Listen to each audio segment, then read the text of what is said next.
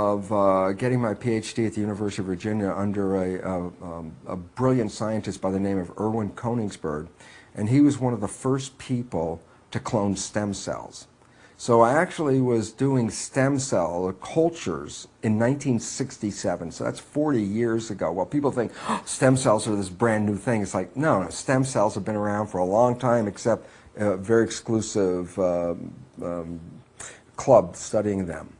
And the beautiful part about my stem cell research was, as I started to do this and I was cloning genetically identical cells, I started to realize that if I would take these genetically identical cells and put them into separate petri dishes and then change the environment in those dishes, that in one dish they will form muscle, in another dish they'll form bone, and yet in a third dish they would form fat by changing the conditions. You stop for a second and realize, well, wait, they were all genetically identical. So what is it that controlled why they became muscle or bone or fat? And the answer was very obvious. It was like information from the environment. So this started to lead me on a different trail than all my colleagues who were getting focused on the genome and, you know, building up the background to create the Genome Project while I was doing this. So I was taking the road less traveled at that time. I was looking into the role of how the environment influences the expression of cells, while everyone else was looking at how genes control cells. And yet, my papers were published in very prestigious journals, and the results were very clear. It wasn't even ambiguous. It was that the fate of the cells was primarily determined by the environment that cells find themselves in. So when I published this, I was, of course, very excited by this, but then found myself to be a very small crowd of one in my community, because I had violated, mind you, what is called the central dogma. The central dogma is the pillar of modern biomedicine today. It was a concept that was coined by Francis Crick, the guy, one of the co-discoverers with Jim Watson of the DNA double helix. And the central dogma simply says this, and you're very familiar with it, is that the flow of information in biology goes from DNA to RNA to protein. And this is established in all the textbooks. It's still in all the textbooks at this very moment. So it says information flows from DNA down, and therefore, since your body, which is made out of protein, and the proteins are coded for by the DNA, then we abort the belief, as the dogma says, that your fate and your lot in life is determined by the genes you receive at conception. So we become victims of our heredity in this sense, if you understand it from this point, that you didn't pick your genes and you can't change your genes, and since your genes control your life, then you're a victim to those particular genes. That is the message that conventional science has been teaching. And the issue is, that's totally false.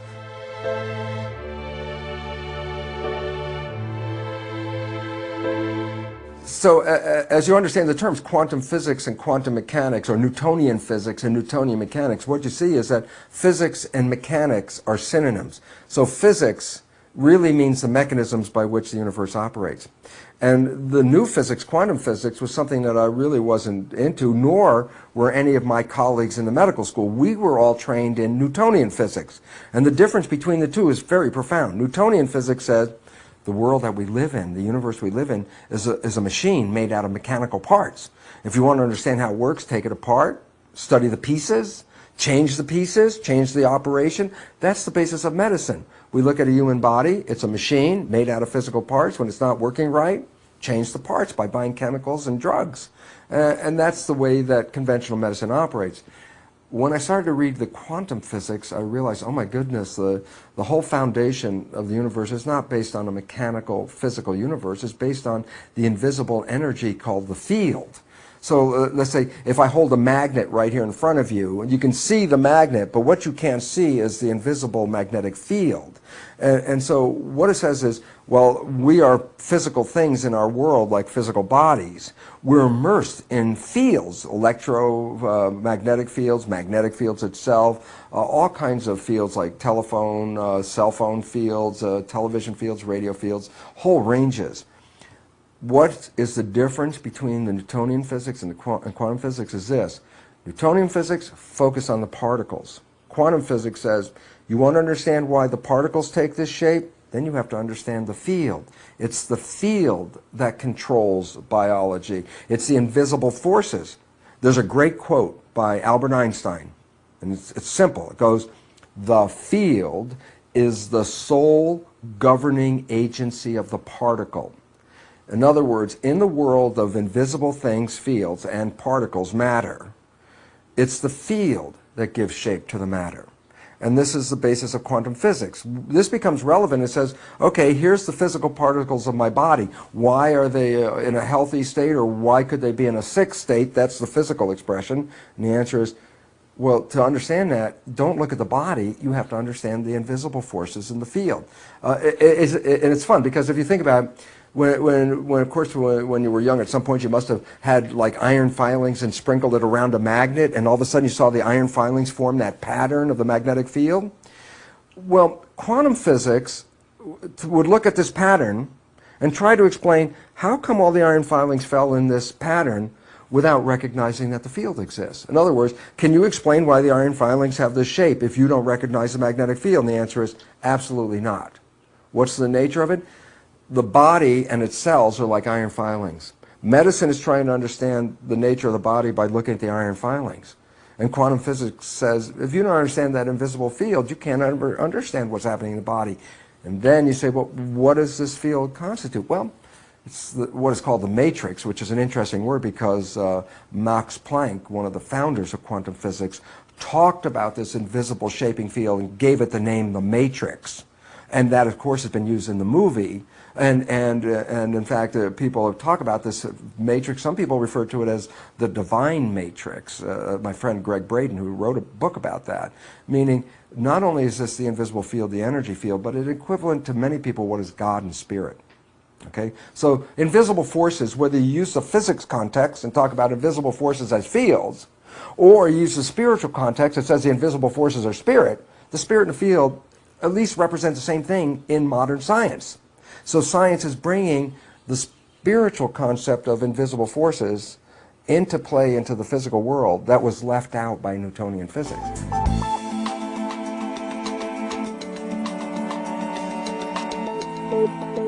Conventional allopathic medicine is completely locked into Newtonian physics. Doesn't even bring the mind into the concept of healing, which is interesting because they actually, in a medical education, medical students get about 15 minutes in their entire academic career of a thing called the placebo effect. And the placebo effect is simply the mind can change the character of health. In other words, if you believe that this drug is the miracle drug you've been looking for and you take it, your mind believing it's the miracle drug can heal you, while the drug itself was nothing more than a sugar pill. And now that's an established fact.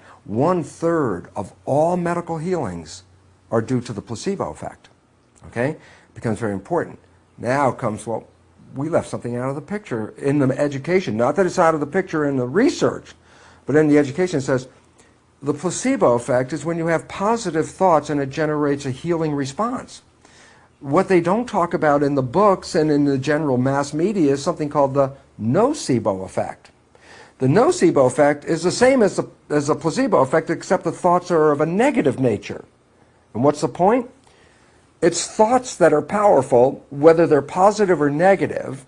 And while we give attention to the positive thoughts, called placebo effect, creating healing, what we know and what we don't talk about is that a negative thought, which constitutes what is called a nocebo effect, is as powerful as a placebo, but in the opposite direction. So a negative thought can not only make you sick, a negative thought can kill you, and in much the exact same power and using the same mechanism that a positive placebo thought can heal you. And this becomes important because psychologists tell us that 70% or more of our thoughts as conventional people are negative and redundant, meaning every day, 70% of people's thoughts are actually taking health away from their lives and actually bringing less quality to their lives, and they don't count it because it's just that little thought that runs in their head, and yet, scientifically, it's the equivalent of the placebo effect, but backwards. So this has to come into medicine, but there's an unfortunate part about medicine, and that is medicine is not really the free avenue of research and investigation as we think it is. It is controlled by money, and unfortunately this is where the pharmaceutical industry has undue influence and keeps us from looking at healing that does not involve chemicals and drugs. Only for the simple reasons this. A pharmaceutical company makes money by selling chemicals. If we talk about how you can heal yourself with your mind, then that product doesn't sell very well. And there's a parallel here, because let's look at it very obvious. We live in a world where there are many other forms of providing energy besides fossil fuel, many of them very efficient, much more effective. Where are they? And the answer is, it's not in the interest of the oil companies to support free energy, sources of power. And it's the same thing with medicine. It's not in the interest of the pharmaceutical industry to support free energy healing. And therefore, it's a subject that gets no coverage except for that 15 minutes on the placebo and then dropped out of the system. And yet it is the most important new understanding, and it's not new because it's 100 years old or more. It's new only because we're beginning to look at it in spite of the fact that drug companies don't want us to see it.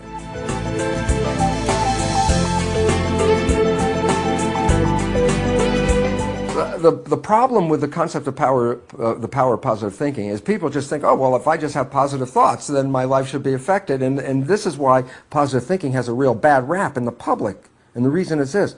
Having a positive thought does not in any way necessitate that those positive thoughts actually manifest themselves. And there's a piece that was left out. And if you don't understand the piece, then you're shouting into the wind with your positive thoughts. Nothing's going to happen. And the fact is this. When you're having positive thoughts, you're using your mind. The new biology reveals that the invisible forces that collectively we refer to as mind, that these form a field which shape biology. Well, here's what's important. Yes, the mind influences biology, but there are two parts to the mind that are completely different than one another, yet they work together. We confuse them, we tie them together, and yet they represent two entities working in two different fashions. There's the conscious mind and what is called the subconscious mind. Now, here's what the very important, people have to know this, okay, and here's what it is. The conscious mind is our creative mind that is connected to our personal identity and our spiritual selves. That makes us all unique. Each of us has our own personal conscious mind. But what becomes very significant is this, is the subconscious mind is equivalent to a tape player. It's exactly what it is. It records experiences and then plays them back. And so now let's take a look and say, well, wait, there's a thinking mind, and then there's a tape player mind. And what's different about them is very profound. So let's talk about two fundamental differences first. The tape player, the subconscious mind, as an information processor, as the equivalent of a computer, is 1,000,000 times more powerful an information processor than is the conscious mind. So when you look at the power between the conscious and subconscious is 1,000,000 times more powerful. Number two, on a day-by-day basis, the subconscious mind runs our biology about 95 to 99% of the time. So while you're having all these wonderful thoughts, that's not the conscious mind's not running the show. It's a subconscious mind. Then comes the issue is, well, the subconscious mind got programs in it. Yes.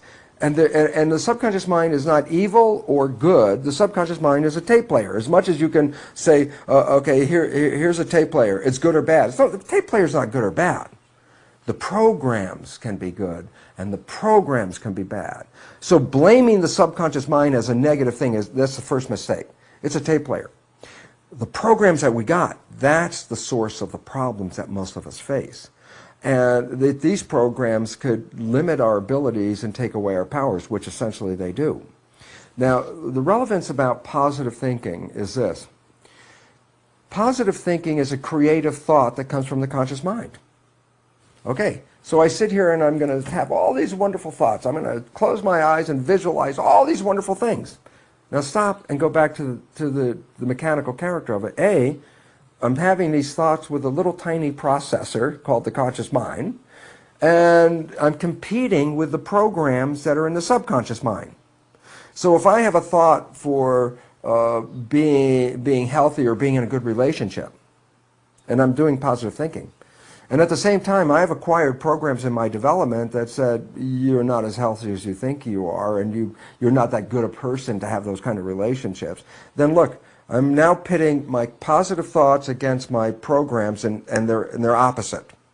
But this one works on a little tiny processor, and this processor is 1,000,000 times more powerful. So right away, it's like, who's going to win in that challenge? The answer, of course, the subconscious is going to win. Okay, but here comes the other part. While I can try to maintain positive thoughts in my life using my conscious mind, this conscious mind only operates less than 5% of the day. That says 95% or more of the day, I'm operating from the other belief system. The point is, do the math.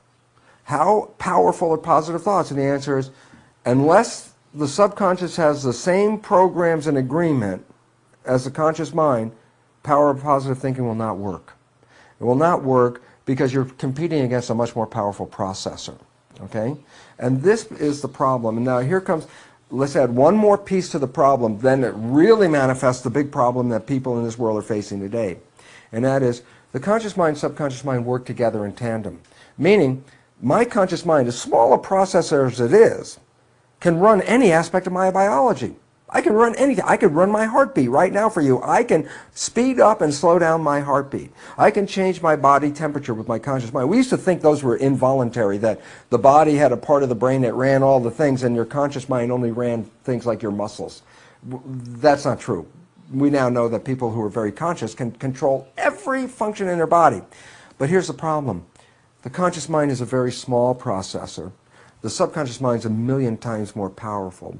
You have to take care of your breathing, your heartbeat, your digestion, all your functions, your immune system, your respiration, your digestion, excretion. Your conscious mind can't focus on all that. So the nature of it is the function of the subconscious to carry out all the details and can carry out every one of the details. We could be essentially unconscious, which most people are, and our lives look exactly the same. Why? Because once you learn how to get dressed, you know how to get dressed. Once you know how to drive a car, you don't have to be conscious how to drive a car. You already got the program. So everything that we learn in our subconscious mind becomes automatic behavior, meaning it frees up the consciousness. So the consciousness doesn't have to be dealing with all the tasks. Well, when you free up the consciousness, then you have time for creative thinking. But here's the issue, and this is the catch. When the consciousness is not focusing on some job or some task, and let's say it's on a daydream mode, it's thinking about your vacation next week. You're going on vacation and you're thinking about the plans of your vacation in your conscious mind. Well, if your conscious mind is thinking about the vacation, who's running the day-to-day, moment-to-moment life? The answer is the subconscious. But now here's the catch. Does the conscious mind observe the behavior as it automatically plays from the subconscious mind? And I go back and say, well, where was your mind? It was thinking about the future. Well, if it's thinking about the future, then it wasn't paying attention, right? And the answer is, aha. The nature of the trade-off is the subconscious mind can run everything when the conscious mind is busy. If the conscious mind is busy, it's not paying attention. And so when it's not paying attention, it does not see the programs that are playing in the subconscious mind. So to give you like an amusing anecdote about it, is you know somebody and you know their parent, and you realize that this person and their parent pretty much have the same behavior. And so you, in enthusiasm, you burst on the scene and you say, you know, Mary, you're just like your mom. As soon as you say that to Mary, back away from Mary. Why? Because she's not going to take this in welcoming news for her. She's going to say, like, how can you say that? To her, she's not like her mom at all. And the issue is interesting. Is like the joke is, everybody else can see that Mary's like her mom, but Mary can't. Why not? And the answer is, because when she's playing the programs which she got from her mother, which are in her subconscious, she's playing them because she's not paying attention, and so when they play, she doesn't see them, so she's surprised when people say that she behaves like her mom, even though that's what her life is all about. Now, the conclusion of why all this dialogue and why was it all important, the answer is this. That we do not see the subconscious when it plays. The subconscious has programs in it that we primarily got from other people in our development.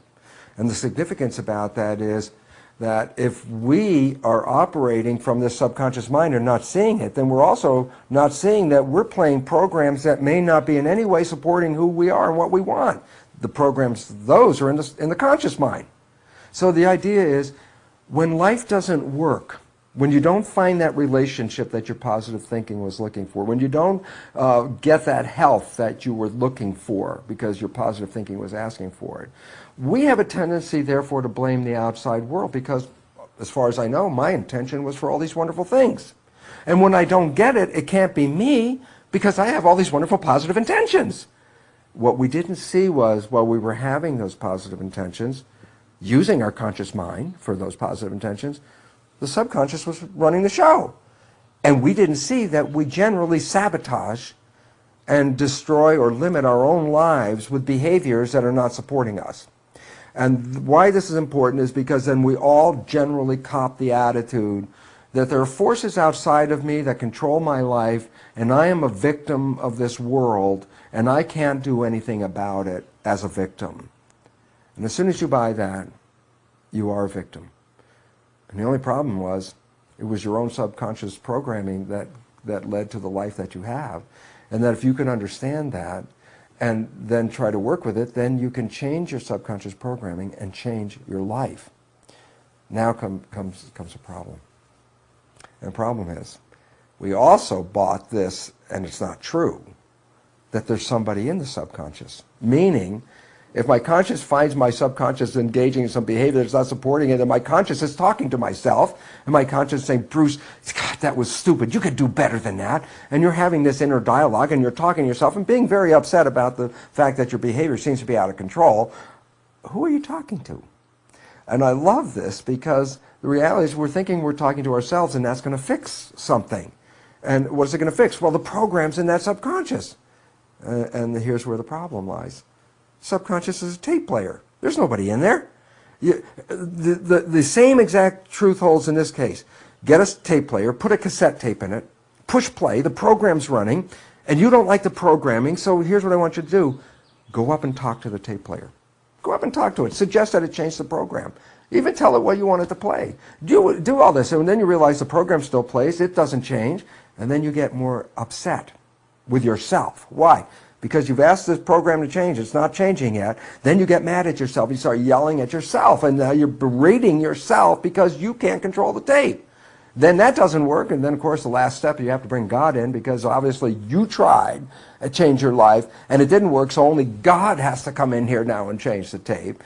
And the joke is, how much talking to a tape player does it take before the tape changes? And the answer is, you can talk till you're blue in the face and it will not change. It's not that you can't change the tape, but you have to learn how to push the record button. And then you can record new programs in the subconscious. But our old belief system, like conventional psychology, let's go over and find out why my life is this way. Oh yeah, my mom did this to me, and my dad did this, and my friends did this, and now I make a whole list of all the reasons why my life is this way. I'm very clear. My conscious mind's got, oh God, I could play that movie. I can see it. And the question is, now that you're aware, did it change the tape player? And the answer is no. And that's why people get so upset. They go through all of this psychology, counseling and stuff. They know all the reasons. They still have the same life. So the issue is, you want to make change? Then you have to learn how to engage the tape player in a record mode. And that's why this is a special programming part of our lives. And the answer is that our brain, when we look at the EEG, the electrical activity of the brain, that a child doesn't express consciousness as we know it, alpha waves, as a predominant brain state until after 6 years of age. Before 6 years of age, their predominant brain states are theta. But theta, which is a state of imagination, so when you go back and you realize that kids less than 6 live in mixing the real world and the imaginary world, that's an expression of their brain function. But it also is important to recognize that theta is equivalent to a hypnagogic trance. That if I want to hypnotize you, I have to get you out of consciousness and drop you into like this theta place. And when you're in theta, I bypass consciousness and the program goes into the subconscious mind. Now stop and say, but a child's brain is in this theta state essentially up to the first 6 years of its life. So the point is, our first 6 years, we're not actually engaging in consciousness. We're just downloading experiences. Well, these experiences, then we play them back as our life characters and our life behaviors. Yeah, but you downloaded them from other people, so that you download your parents' behaviors, and they become your behaviors. But then again, as I said, as you get older, you don't see this because they're subconscious, and your conscious rarely observes this. So we start to play these behaviors that really represent other people's behaviors. And so when we're not being conscious of ourselves, the behaviors that we play are not necessarily supporting us in any way. They're most likely sabotaging us. Why? Because we acquired them from other people.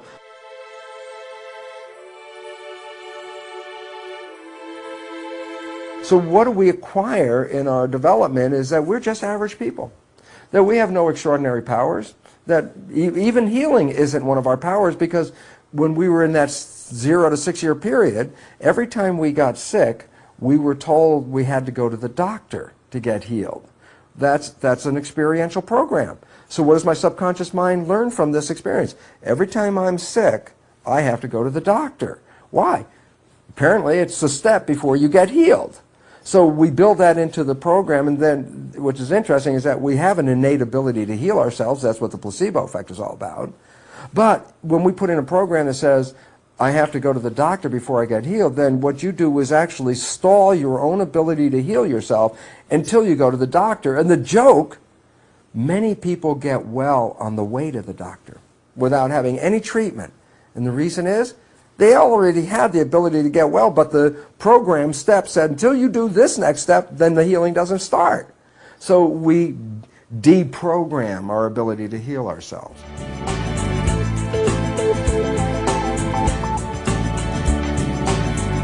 It's based on the individual. It's always been that way.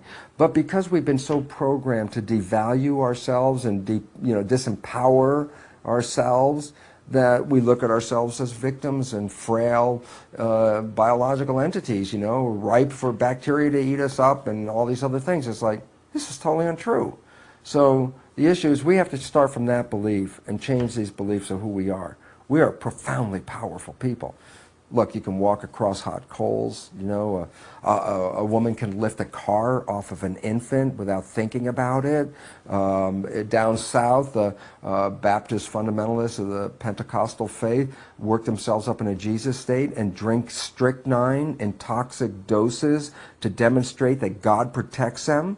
They're not harmed by the strychnine. I mean, you can walk across fire, you can drink poison, you can lift thousands of pounds. Where's the frail image come from? And that's a belief.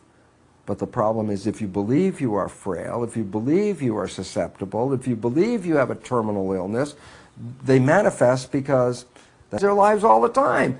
And then my conventional scientists go, that's like, that's, frou-frou stuff. And it's like, no, it's real. These people have changed their lives.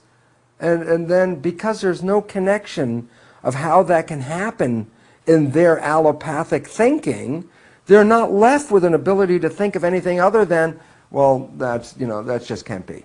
Because they've made a very narrow limit on their belief system. And they're not versed in quantum physics. That I already know, because I was there. And until you know that, then you're not operating on scientific principles. So I'll just tell you right now, conventional allopathic medicine is not really scientific, in that it does not recognize fully the influence of the invisible energy fields in shaping matter. They do not fully own quantum mechanics as relevant to biology. And this is creating a big disconnect between real life and the science that they study.